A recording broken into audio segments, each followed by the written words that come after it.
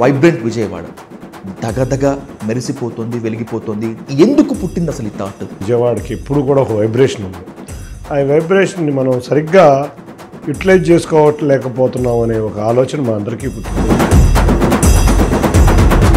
నాకు తెలిసి బెజవాడ చరిత్రలో మీరు చేస్తున్నటువంటి ఈ అతి గొప్ప పని ఇంతవరకు ఎవరు చేయలేదు. అటువంటి ఎప్పుడో మాసిపోయినాయి. విజయవాడ అంటే ఒక విశిష్టత నగరం. Let's coming to the negative note and asking you very straightly. Vibrant Vijayawada Utsav పేరుతోటి ఎంత నొక్కేద్దామని ప్లాన్ వేశారు? ఎంత వస్తుంది అనుకుంటున్నారు? దీని వెనుక ఏ మతలబో ఏ కుంభకోణం లేకపోతేనే హైకోర్టు మెట్లెక్కేంత సీన్ ఉందంటారా? ఇప్పుడు ఇక్కడ విజయవాడ సిటీలో 5 వ్యక్తులు నా ఒక్కడి మీద దాడి మొదలుపెట్టారు. వెల్లంపల్లి శ్రీనివాస్, దేవినేని అవినాష్, పేర్ని నాని, పోతిన మహేష్. నీ తండ్రి, నువ్వు, విజయవాడకి మత్సే మీరు.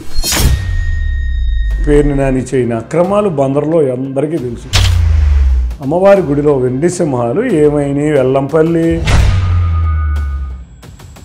యాలీబాబా 40 దొంగల్లాగా జగన్ బాబా.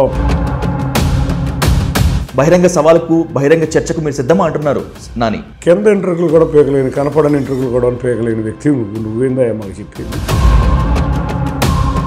మీరు మీ బ్రదర్ ఇద్దరూ కలిసి రేషన్ బియ్యాన్ని విపరీతంగా దోచేస్తున్నారు, రేషన్ కుంభకోణం చేసేస్తున్నారు అనేటువంటిది చాలామంది, మీ ప్రత్యర్థులు మాత్రమే కాకుండా చాలామంది ఆరోపిస్తున్నారు. చేతనైతే నీకు దమ్ము ధైర్యం ఉంటే నిరూపించు. నీది లెటరే. ఎంపీ కాకముందు చిన్ని గారు ఒకటి, ఎంపీ అయిన తర్వాత చిన్ని గారు ఒకటి. ఏదో కుట్రలు చేసి, కుతంత్రాలు చేసి, కుళ్ళు రాజకీయాలు చేద్దామంటే